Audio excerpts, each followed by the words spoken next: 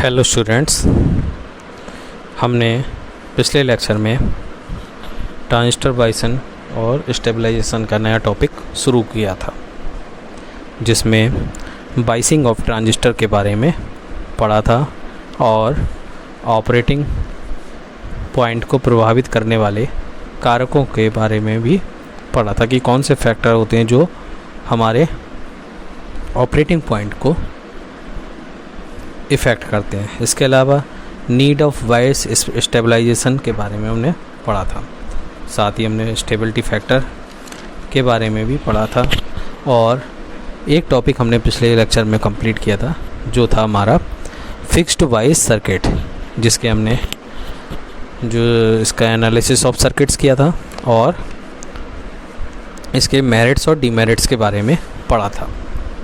आज हम बात करेंगे कलेक्टर बेस बायस सर्किट की।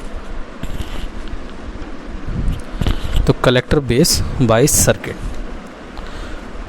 तो इस तरीके से जो एक कलेक्टर बेस बायस सर्किट रहता है, इसका फिगर यहाँ शो किया हुआ है। तो इस फिगर में हम देख रहे हैं कि यहाँ पर एक हमें सर्किट है। सर्किट में हमारे पास एक ट्रांजिस्टर है और इस ट्रांजिस्टर में हमने एमीटर, बेस और कलेक्टर को डिफ़ाइन किया हुआ है। तो इस तरीके से ये जो है, इसमें ये हमारा बेस है, ये कलेक्टर है और ये एमीटर है। तो इस तरीके से इसमें जो बीसीसी सप्लाई आती है वो सीधे सीधे बेस से कनेक्ट नहीं रहती, अर्थात हम बेस को बायस वोल्टेज बीसीसी से कनेक्ट ना करके जो इसके स्थान पे क्या है, हम जो बायस वोल्टेज देते हैं वो किसके ज़रिए देते हैं, कलेक्टर के ज़रिए देते हैं। तो इस तरीके से हमें इसमें बेस को सीधे सीधे बीसीसी से कनेक्ट नहीं करते हैं, बल्कि जो हमारा हम इसे सप्लाई देते हैं वो किसके ज़रिए देते हैं, कलेक्टर के ज़रिए देते हैं। यहाँ हमारा जो एमीटर है उसे ग्राउंड किया गया है। इनपुट में हम एसी सप्लाई इनपुट दे रहे हैं और आउटपुट में हमें एसी आउटपुट मिल रहा है। तो यहाँ हमने बीसीसी और कलेक्टर के बीच में कैपेसिटेंस आरसी कनेक्ट किया हुआ है और इनपुट और कलेक्टर के बीच में कैपेसिटेंस C2 कनेक्ट किया हुआ है। मतलब जो हमने बीसीसी और कलेक्टर के बीच में कनेक्ट किया है, ये रेजिस्टेंस आरसी कनेक्ट किया है। अब जो हमारा इसमें आरबी है, ये आरबी क्या है, ये बीसीसी से कनेक्ट नहीं किया जाता है, बल्कि क्या रहता है, ये हमारे कलेक्टर से कनेक्ट किया जाता है। तो इस प्रकार जो बाइसिंग रहती है इसमें, ये जो हमारा आरबी रहता है, ये क्या होता है, फीडबैक रेजिस्टेंस की तरह लगाया जाता है। इसलिए इसे क्या करते हैं, हम ग्राउंड एमीटर सर्किट भी कहते हैं। तो अर्थात जैसे जो हमारा सर्किट है कलेक्टर बेस बायस सर्किट, इसमें क्या है, हम एमीटर को ग्राउंड कर रहे हैं, तो ये हमारा एमीटर ग्राउंड सर्किट भी कहलाता है। तो इस तरीके से ये हमारा सर्किट है। इस सर्किट को एक बार फिर से देखेंगे। इसमें हमारा एक ट्रांजिस्टर दिया हुआ है, ये ट्रांजिस्टर है, इसमें ये हमारी एमीटर साइड है, ये कलेक्टर साइड है और ये बेस साइड है। तो इस तरीके से जो हमारी सप्लाई बीसीसी दी हुई है, उससे हम डायरेक्ट बेस को ना कनेक्ट करके क्या करते हैं, सीधे सीधे कलेक्टर से कनेक्ट कर देते हैं। अब जो कलेक्टर के ज़रिए सप्लाई है वो क्या है, हमारे बेस और एमीटर से होती हुई जाती है। तो इस तरीके से हम इनपुट में यहाँ पर एसी दे रहे हैं और आउटपुट में भी हमें एसी प्राप्त हो रही है। यहाँ ये हमारा कैपेसिटेंस C1 है, यहाँ हमारा आरसी रेजिस्टेंस कनेक्ट है बीसीसी और कलेक्टर के बीच में। ये C2 कैपेसिटेंस है जो हमारा कलेक्टर आउटपुट वोल्टेज के बीच में कनेक्ट है। यहाँ पे हमारा जो आरबी है, ये हमारा क्या है, फीडबैक रेजिस्टेंस है। ये आरबी को जो है बीसीसी से कनेक्ट नहीं किया जाता, बल्कि जो इसको कनेक्ट किया गया है, किससे किया गया है, कलेक्टर से कनेक्ट किया जाता है। तो इस तरीके की बाइसिंग में जो आरबी है वो फीडबैक रेजिस्टेंस की तरह कार्य करता है और इस सर्किट को हम इसीलिए एमीटर, ग्राउंडेड एमीटर सर्किट भी कहते हैं। अब हम बात करते हैं एनालिसिस ऑफ सर्किट्स की। एनालिसिस ऑफ सर्किट अर्थात सर्किट का विश्लेषण। तो जो हम सर्किट का विश्लेषण करते हैं वो दो तरीके से करते हैं। पहला होता है हमारा इनपुट साइड या बेस एमीटर साइड और दूसरा होता है आउटपुट साइड या हमारा कलेक्टर एमीटर साइड। तो जो हमारा ये सर्किट था पिछला, इस सर्किट को हम क्या है 2 भागों में इस तोड़कर इसका एनालिसिस करते हैं। एक भाग हमारा बेस एमीटर एनालिसिस या इनपुट साइड एनालिसिस कहलाता है, जिसमें हम इतना भाग ले लेते हैं। दूसरा हमारा कलेक्टर एमीटर सर्किट कहलाता है, जिसमें हम दूसरा भाग ले लेते हैं। तो जो हमारा ये मतलब कलेक्टर बेस एनालिसिस और रहता है, या हमारा बेस मतलब बेस एमीटर साइड या जो कलेक्टर एमीटर साइड है। तो हमारा क्या है, इसमें हम क्या करते हैं, इसको हम 2 भागों में तोड़ लेते हैं। तो सबसे पहले भाग की बात करते हैं, जिसे कहते हैं हम इनपुट साइड या बेस एमीटर साइड। तो इस तरीके से ये हमारा इनपुट साइड या बेस एमीटर साइड का फिगर शो है, जिसमें हम यहाँ पर देख रहे हैं कि ये हमारा ट्रांजिस्टर है, जिसमें ये एमीटर कनेक्ट है, ये हमारा कलेक्टर है और ये बेस है। और बेस क्या है, बेस को हमने आरबी रेजिस्टेंस के ज़रिए यहाँ पे कलेक्टर से कनेक्ट किया हुआ है। यहाँ हमारा ये आरसी रेजिस्टेंस है जो हमारे कलेक्टर से कनेक्ट है। अब बीसीसी से सप्लाई जो जा रही है वो आरसी को जा रही है और आरसी से कलेक्टर को जा रही है। तो इस तरीके से जो बीसीसी से सप्लाई जा रही है वो टोटल क्या जा रही है, आईसी प्लस आईबी। ये हमारा जो बेस एमीटर वोल्टेज है वो बीबीई है। ये हमारा एमीटर टर्मिनल है और इसी तरीके से ये हमारा बेस टर्मिनल है। तो इस फिगर में हमने जो शो कर रहे हैं ये फिगर 6, ये क्या है, जो हमारा फिगर पिछला था, जो मेन फिगर था फिगर 5, उसकी ये इनपुट साइड को प्रेजेंट कर रहा है, जहाँ पे क्या है कि एसी लेवल को सर्किट से क्या है अलग मान लेते हैं। और इनपुट लूप में जो ये हमारा इनपुट लूप है, इसमें क्या करें, हम किरचॉफ का नियम लगाते हैं। तो जब हम इसमें इनपुट लूप में किरचॉफ का नियम लगा रहे हैं, तो किरचॉफ का नियम लगाने पे क्या होगा, हमारी इक्वेशन आएगी। तो इक्वेशन में क्या आएगा, BCC माइनस, अब यहाँ पे करंट क्या फिल हो रही है, IC और IB किसके ज़रिए हो रही है, RC के ज़रिए। तो BCC minus IC plus IB into RC। अब IC इंटू RB हो गया। अब ये करंट क्या है, इधर से इस तरफ को फिल हो रही है, तो फिर IB इंटू RB, अर्थात जो बेस करंट है वो RB रेजिस्टेंस के थ्रू जा रही है। तो माइनस IB माइनस RB और वोल्टेज क्या है, BVE, तो माइनस VVE, ये इस तरीके से वोल्टेज हो गई। अब इक्वल टू जीरो क्या हो जाएगा, 0। तो इस तरीके से हम जानते हैं जो IC रहता है वो क्या रहता है, बीटा IB के बराबर होता है। तो हम IC का मान जो है ये इक्वेशन 1, इस इक्वेशन 1 में हम IC का मान रख देंगे। तो हमने यहाँ पर IC का मान रखा, तो IC का मान हो गया बीटा IB।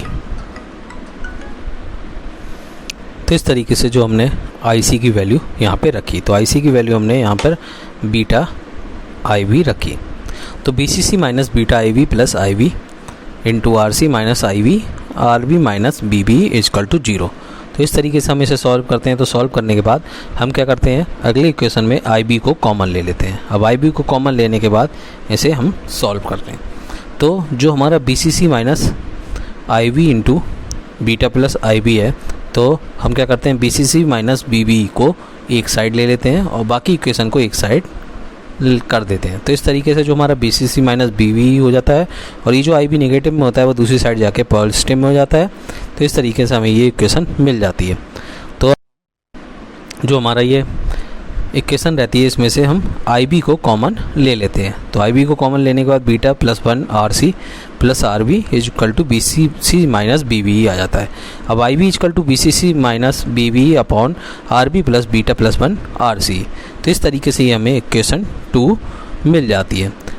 तो इस प्रकार जो हमारा RB और RC है, इसका अगर हम चुनाव कर लें, उपयुक्त चुनाव करें, तो क्या है, हम IB को सेट कर सकते हैं, क्योंकि जो BCC और BBE है ये हमारी क्या है, कांस्टेंट वोल्टेज होती हैं। अर्थात जो हमारी इक्वेशन आई,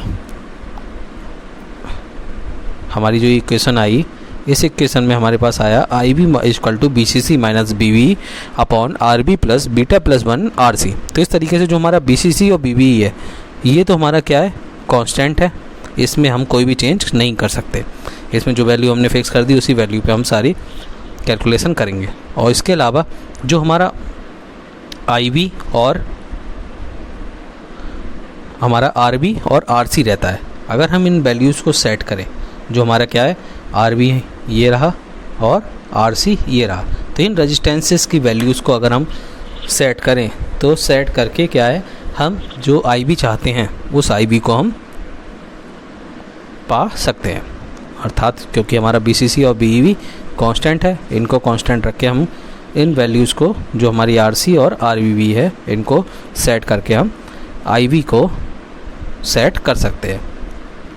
अर्थात ये क्या था हमारा इनपुट साइड या बेस एमीटर साइड सर्किट था, जिसमें क्या था हमने BCC सप्लाई दी हुई थी और इस BCC को क्या है कलेक्टर से कनेक्ट किया था और कलेक्टर के ज़रिए हमने बेस को और एमीटर को कनेक्ट किया था।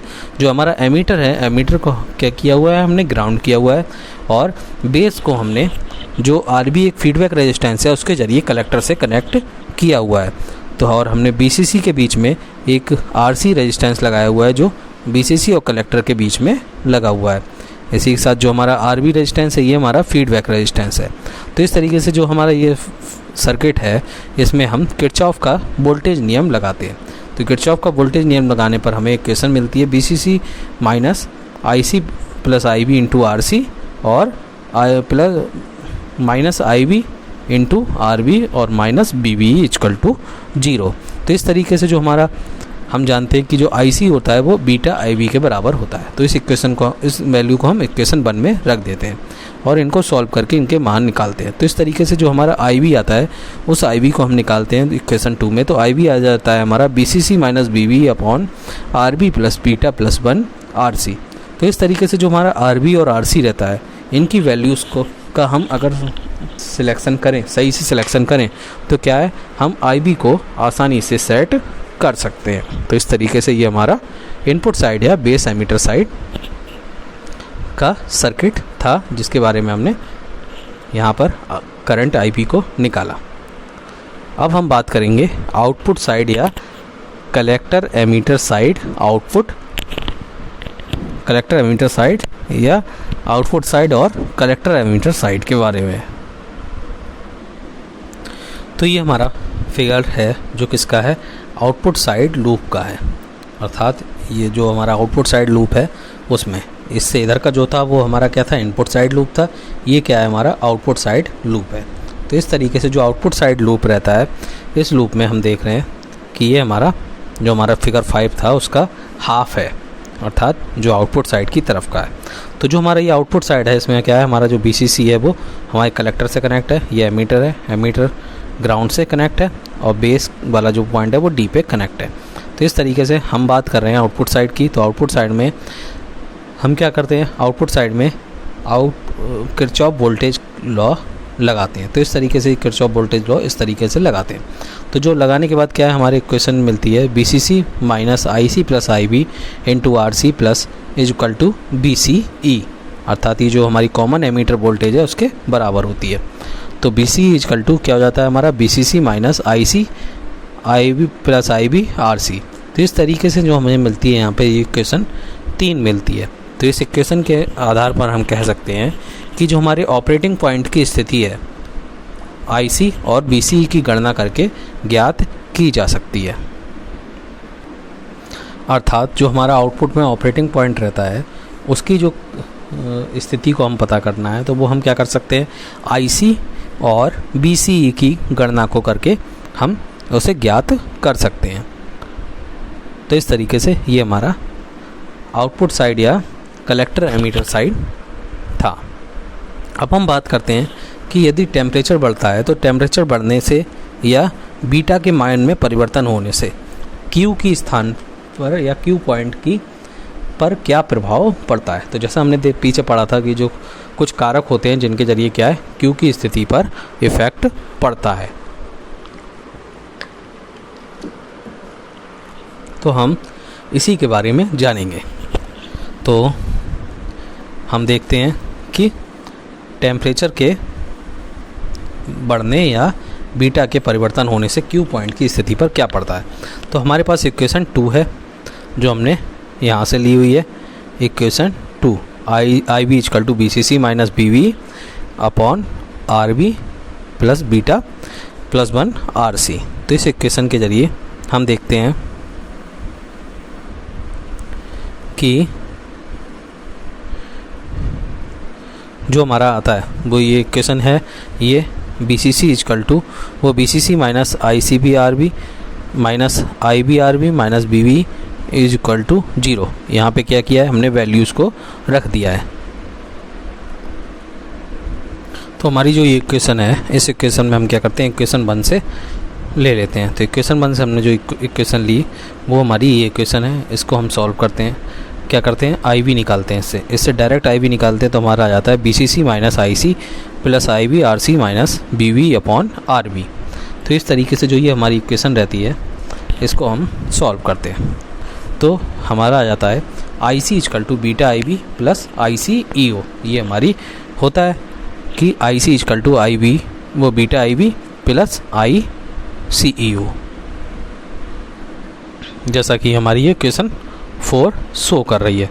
तो इस तरीके से जो हमारा ग्राफ है ये टेम्परेचर और बीटा में परिवर्तन होने पर आईसी पर जो इफ़ेक्ट पड़ता है उसके बारे में दिखा रहा है। तो इस तरीके से जैसे जैसे हमारा टेम्परेचर इंक्रीज होता है तो हमारी लीकेज करंट इंक्रीज होती है। लीकेज करंट इंक्रीज होने से क्या है, हमारा आईसी कलेक्टर करंट बढ़ती है। इसी तरीके से जो अगर हमारा बीटा बढ़ता है, क्योंकि आईसी इजकल टू बीटा आई भी होता है, तो हमारा आईसी बढ़ने से मतलब बीटा बढ़ने से क्या है, आईसी भी इंक्रीज होता है। तो इस तरीके से जो बी सी इजकल टू क्या जाता है, B C C minus I C I B into R C. इस तरीके जो हमारा आई सी इंक्रीज हो रहा है तो इससे क्या है, हमारा बी सी डिक्रीज हो रहा है। और बी सी डिक्रीज होने से क्या है, हमारा आई वी डिक्रीज होता है। और आई वी डिक्रीज होने से हमारा क्या है, आई सी डिक्रीज होता है। अर्थात जो हमारा नीचे वाला तीर है वो हमारी कमी को दर्शा रहा है और ऊपर वाला तीर हमारा वृद्धि को दर्शा रहा है। तो इस तरीके से जो हमारी समीकरण 3 थी, समीकरण 3 से हम क्या करते हैं, बी सी ई का मान समीकरण 4 में रख देते हैं। तो जो हमारी समीकरण 3 थी जिसमें हमने आउटपुट साइड या कलेक्टर एमीटर साइड को निकाला था, तो I V is equal to B C minus B V आ जाता है। ये इक्वेशन हमारी क्या है, 5। तो इस तरीके से हम देखते हैं कि जब टेम्परेचर में वृद्धि होती है तो क्या होता है, leakage current I C E ओ बढ़ जाती है। ये हमारी लीकेज करंट बढ़ जा रही है। किससे बढ़ रही है, टेम्परेचर में वृद्धि होने से हमारी लीकेज करंट बढ़ रही है। ये हमारा टेम्परेचर बढ़ा तो टेम्परेचर के बढ़ने से हमारा लीकेज करंट भी बढ़ जा रहा है। क्योंकि जो हमारा आईसी रहता है, आईसी इजकल टू क्या होता है, beta I B plus I C E ओ, जो कि इस इक्वेशन में दिया हुआ है। तो इस तरीके से हमारे आईसी के बढ़ने पर कलेक्टर एमीटर वोल्टेज बीसी क्या है, वो घट जाती है। अर्थात ये हमारा आईसी बढ़ा, अब आईसी बढ़ने से क्या हमारा कलेक्टर एमीटर वोल्टेज घट जाती है। क्योंकि क्या है, बीसी इजकल टू क्या होता है, BCC minus IC plus I B into are C. तो इस तरीके से हमारा आईसी बढ़ने से बीसी घट जाता है, तो जिससे क्या है, कलेक्टर करंट भी घट जाती है। तो इसी तरीके से जो समीकरण 5 है, समीकरण 5 में हम देख रहे हैं कि I beta is equal to B C minus B B upon R B. तो इस तरीके से जो हम समीकरण 5 से हमारी आई बी घट जाती है, जिससे क्या है, कलेक्टर करंट आई सी भी हमारी घट जाती है। हमारी कलेक्टर करंट क्या है, आई सी, ये घट जाती है हमारे आई बी के घटने से। अर्थात बेस करंट के घटने से हमारी कलेक्टर करंट भी घट जाती है। और जब ट्रांजिस्टर बदल देते हैं, अर्थात हमने पीछे पढ़ा था कि अगर हमारा कोई ट्रांजिस्टर ख़राब हो जाता है तो इस तरीके से हम क्या करते हैं, उसकी जगह पे दूसरा ट्रांजिस्टर रख देते हैं। तो ट्रांजिस्टर जब हम बदलते हैं तब भी क्या है, उसके बीटा के मान में कुछ परिवर्तन होता है। अर्थात बीटा के मान में यदि वृद्धि होती है तो क्या है, आईसी बढ़ जाएगा। क्योंकि अर्थात जो हमने बीटा बढ़ा तो बीटा बढ़ने पर क्या है, हमारा आईसी बढ़ जाएगा। और इस तरीके से जो हमारा आईसी है, आईसी होता है बीटा आई बी, और आईसी के बढ़ने पर क्या होता है, बीसी हमारा घट जाता है। अर्थात जो हमारा आईसी रहता है वो उसकी वैल्यू क्या होती है, IC is equal to beta I B. अब किसके लिए, ये बीटा के लिए, यहाँ पे लीकेज करंट तो है नहीं, अब बीटा आई बी है। तो अब ये जो आईसी वो है, IC is equal to beta I B है, तो आईसी बढ़ जाता है। तो आईसी बढ़ने पर क्या हुआ हमारा, ये हमारा आईसी बढ़ा नीचे वाले किसके कारण, बीटा के कारण। अर्थात बीटा में हमने कोई ट्रांजिस्टर को दूसरे ट्रांजिस्टर को यूज किया, तो दूसरे ट्रांजिस्टर को यूज किया तो उसमें बीटा बढ़ गया। अब बीटा बढ़ने से क्या है, हमारा आईसी बढ़ जाएगा इस इक्वेशन से। अर्थात ये हमारा आईसी बढ़ गया। अब आईसी बढ़ने से क्या है, ये इक्वेशन होती है हमारे पास, तो आईसी बढ़ने से क्या है, हमारा बीसीई घट जाएगा। अब बीसीई घटने से क्या है, हमारा बीसीबी भी कम हो जाएगा। और BC कम होने पर क्या है, बेस करंट कम हो जाता है। इस तरीके से जैसे बेस करंट कम होता है तो बेस करंट के कम होने पर क्या है, हमारा IC भी घट जाता है। अर्थात इस तरीके से हमारा अगर टेम्परेचर बढ़ता है या बीटा में चेंज होता है तो ये सारे फैक्टर्स भी घट जाते हैं। तो इस तरीके से यहाँ पे हमने देखा कि टेम्परेचर के बढ़ने से क्या होता है, बीटा और या बीटा के मान में परिवर्तन से हमारा जो क्यू पॉइंट है वो क्या हो जाता है, शिफ्ट हो जाता है। इस तरीके से ये हमारा PQ पॉइंट शिफ्ट हो जाता है। अब हम बात करते हैं बेस कलेक्टर वाइज सर्किट के लिए स्टेबिलिटी फैक्टर की। तो चूँकि जो स्टेबिलिटी फैक्टर है इक्वल टू होता है beta plus 1/1 minus beta DL/dB होता है। तो जैसा कि जो हमारी समीकरण 2 थी, IB equal to BCC minus BV, IB equal to BCC minus VV upon RB plus beta plus 1 RC। तो इस तरीके से जो हमारी समीकरण 2 थी, तो उस समीकरण से हमने देखा कि हम जानते हैं कि जो BCC minus IC/IB RC minus IB/RB minus BV equal to क्या होता है, 0। तो इसे हम आगे सॉल्व करते हैं। तो BCC equal to IC plus IB RC plus IB/RB, अर्थात इसे हम क्या किया, दूसरी साइड ले गए। तो इस तरीके से ये इक्वेशन मिल गई। तो इस तरीके से हमने इस ब्रैकेट को खोल दिया, ब्रैकेट को खोल के हमें ये इक्वेशन मिली और हमने क्या किया, IB को कॉमन लेकर नई इक्वेशन बनाई। तो इस तरीके से इक्वेशन बन गई। हमने क्या किया, IC इक्वल टू, इस तरीके से ये हमें इक्वेशन मिल गई। ठीक है, तो दोबारा से समझने की कोशिश करेंगे। तो जो हमारे पास इक्वेशन थी, तो समीकरण 1 क्या थी हमारे पास, BCC minus IC/IB RBC minus IB/RB minus BB। तो जो हमने वहाँ पे सॉल्व किया तो वहाँ पे क्या किया था, IC equal to beta IB रख दिया था। ठीक, यहाँ पे हम ऐसा कुछ नहीं कर रहे, हम इसे सॉल्व कर रहे हैं। सॉल्व करके हम क्या निकाल रहे हैं, IC की वैल्यू निकाल रहे हैं। तो इस तरीके से हमारी IC की वैल्यू ये आ जाती है, जो क्या है इक्वेशन 7। तो अब जो इक्वेशन 7 है इसको हम IC के सापेक्ष क्या कर रहे हैं, डिफरेंशिएट करेंगे। तो इसको डिफरेंशिएट करने के लिए क्या करा हमने, DIB/DIC इज इक्वल टू, ये 0 हो जाएंगे हमारे, और ये माइनस RC/RC प्लस RB। तो इस तरीके से हमारा आ गया माइनस RC/RB प्लस RC। तो इस तरीके से ये हमारी आ गई इक्वेशन 8। अब इस इक्वेशन 8 में से हम क्या करेंगे, DIB/DIC का मान ले लेंगे, जो कि हमारे इक्वेशन थी 6 उसमें रखने के काम आएगी।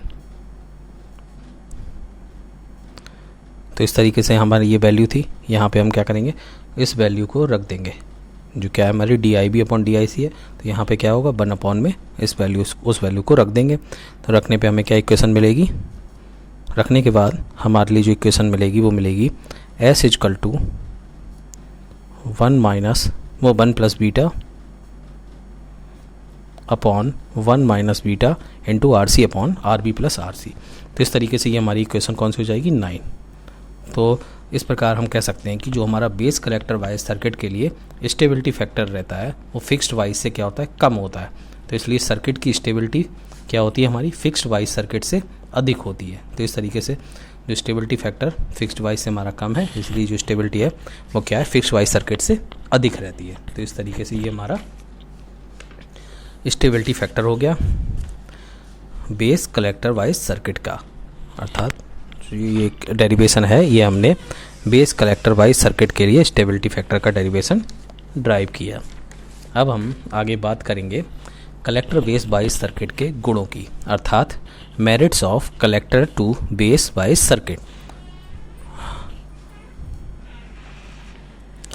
तो कलेक्टर बेस वाइज सर्किट के क्या गुण होते हैं। तो पहला गुण है कि यह एक क्या है, सरल विधि है, क्योंकि इसमें एक ही रजिस्टर का प्रयोग किया जाता है। एक ही रजिस्टर, क्या, हम एक ही रजिस्टर RB का प्रयोग करते हैं। दूसरा, यह सर्किट ऑपरेटिंग पॉइंट को क्या है, कुछ समय तक स्टेबल रखता है, और टेम्परेचर या टेम्परेचर पैरामीटर में क्या है, वृद्धि अगर होती भी है तो वृद्धि होने पर क्या है, ऑपरेटिंग जो पॉइंट रहता है उसको वह कुछ समय तक क्या रखता है, स्टेबल रखता है। तो इस तरीके से ये इसके हमारे गुण हो गए, जो हमारे कलेक्टर बेस वाइज सर्किट के गुण हैं। अब हम बात करते हैं डीमेरिट्स की, अर्थात दोष की। इनके क्या दोष हैं? तो इस सर्किट के द्वारा क्या होता है, स्टेबलाइजेशन बहुत अच्छा नहीं होता है, क्योंकि स्टेबिलिटी फैक्टर क्या है, कुछ अधिक होता है, जबकि यह फिक्स बाइस में क्या होता है, कम होता है। तो यहाँ स्टेबिलिटी फैक्टर अधिक है, तो इसकी वजह से स्टेबलाइजेशन इसका अधिक नहीं हो रहा है। तो इस तरीके से यहाँ हमने देखा कि इसका स्टेबलाइजेशन क्या है, बहुत अच्छा नहीं होता, क्योंकि क्या है, स्टेबिलिटी फैक्टर क्या है, कुछ अधिक होता है, और यह फिक्स बाइस में क्या रहता है, हमारा कम रहता है। अब इसी तरीके से जो सेकंड इसकी डिमेरिट है कि जो हमारा रेजिस्टेंस रहता है आरवी, तो इसके द्वारा जो की गई नेगेटिव फीडबैक होती है, अर्थात जिसके द्वारा नेगेटिव फीडबैक दिया जाता है, उसके कारण क्या है, एम्पलीफायर का गेन क्या है, बहुत कम हो जाता है। और जिससे कि जो हमारा गेन कम होता है, तो गेन कम होने के बाद क्या होता है, जो डीसी फीडबैक के साथ एसी फीडबैक रहता है वो भी कम हो जाएगा। तो इस तरीके से हमारा जो नेगेटिव फीडबैक के कारण क्या है, एम्पलीफायर का गेन कम हो जाता है, क्योंकि डीसी फीडबैक के साथ भी क्या है, एसी फीडबैक भी रहता है। तो इस तरीके से हमने आज के लेक्चर में कलेक्टर बेस वाइज सर्किट के बारे में पढ़ा और इस सर्किट का एनालिसिस किया। तो इस सर्किट का एनालिसिस हमने इनपुट साइड या बेस एमीटर साइड और आउटपुट साइड या कलेक्टर एमीटर साइड, और इसके साथ ही हमने टेम्परेचर के बढ़ने पर या बीटा के मान में परिवर्तन होने पर हमने क्यू पॉइंट की स्थिति के बारे में भी डिस्कस किया। इसके अलावा हमने stability factor for base collector wise circuit, अर्थात बेस कलेक्टर वाइज सर्किट के लिए स्टेबिलिटी फैक्टर क्या होता है, उसको का डेरिवेशन भी ड्राइव किया, और इनके गुण और दोष के बारे में और इनकी सीमाओं के बारे में पढ़ा। तो इस तरीके से जो हमारा ये सर्किट रहता है बेस कलेक्टर वाइज सर्किट, तो इसमें हम देखते हैं कि जो इसकी जटिलता है वो क्या रहती है, सरल रहती है, और इसकी स्टेबिलिटी क्या रहती है, वो फिक्स्ड वाइज से तो अधिक होती है, लेकिन जो हमारी फिक्स्ड वाइज में स्टेबिलिटी होती है वो क्या होती है, 0 होती है। अगर हम IC, BC और IB का मान देखें, तो जो हमारा IC का मान रहता है वो हमारा IC equal to beta IB plus ICVO रहता है, और जो हमारा BC रहता है वो BC की वैल्यू रहती है BCC minus IC plus IB into RC। इसी तरीके से जो IB रहता है वो हमारा रहता है IB equal to BCC minus VB upon RB plus beta plus 1 RC। तो इस तरीके से ये हमारी IC, BC और IB की वैल्यूज़ रहती हैं, जो कि हमारे कलेक्टर बेस वाइज सर्किट में इन वैल्यूज़ को हम यूज करते हैं। इसके अलावा जैसे कि कोई भी अगर ट्रांजिस्टर रहता है तो उसके पैरामीटर को जानने के लिए हम डेटा बुक का यूज करते हैं। तो किसी भी सर्किट को प्रयोग करने से पहले हम क्या करते हैं, उससे पहले उसकी स्पेसिफिकेशंस के बारे में जानना हमें ज़रूरी होता है। तो यह जानकारी क्या है, मैन्युफैक्चरर द्वारा जो उसकी डेटा सीट रहती है या डेटा बुक रहती है उसमें ये दिया जाता है। तो सबसे पहला जैसा कि अगर इसमें हम डेटा बुक के टाइप के बारे में बात करें, तो जो हमारा रहता है उसमें सबसे पहले जो दिया जाता है टाइप नंबर यूज करते हैं। जो डिवाइस की टाइप नंबर रहती है वो क्या होती है, प्रत्येक प्रकार के ट्रांजिस्टर को दी गई एक अद्वितीय पहचान होती है। अर्थात ये क्या होता है, ये 3 अंतर्राष्ट्रीय स्कीम है जिनका व्यापक रूप में उपयोग किया जाता है। ये टाइप नंबर में यूज होती हैं, जैसे यूरोपियन प्रो इलेक्ट्रॉन स्कीम हो गई। दूसरा हो गया USJE DEC, अर्थात number start with 2N for transistor. यहाँ जो भी नंबर स्टार्ट होगा वो किससे होगा, 2N से स्टार्ट होगा। इसी तरीके से एक सिस्टम है हमारा the Japanese system, number system जो इसमें स्टार्ट होगा वो कहाँ से स्टार्ट होगा, 2S से। तो इस तरीके से ये इसके टाइप नंबर कहलाते हैं। दूसरा होता है केस। तो केस स्टाइट की भी एक विस्तृत विविधता है, अर्थात वे अक्सर क्या होते हैं, सरफेस माउंट उपकरणों के लिए जैसे SOTXX या TOXX लीड डिवाइस के साथ क्या स्टार्ट करते हैं। तीसरा है पोलरिटी। तो दो प्रकार के ट्रांजिस्टर हमारे जो होते हैं, पीएनपी और एनपीएन। तो सही प्रकार का चयन जरूरी है, और अन्यथा क्या है, सभी सर्किटों की पोलरिटी गलत हो जाएगी। तो इस तरीके से उनकी पोलरिटी भी ध्यान में रखना जरूरी है।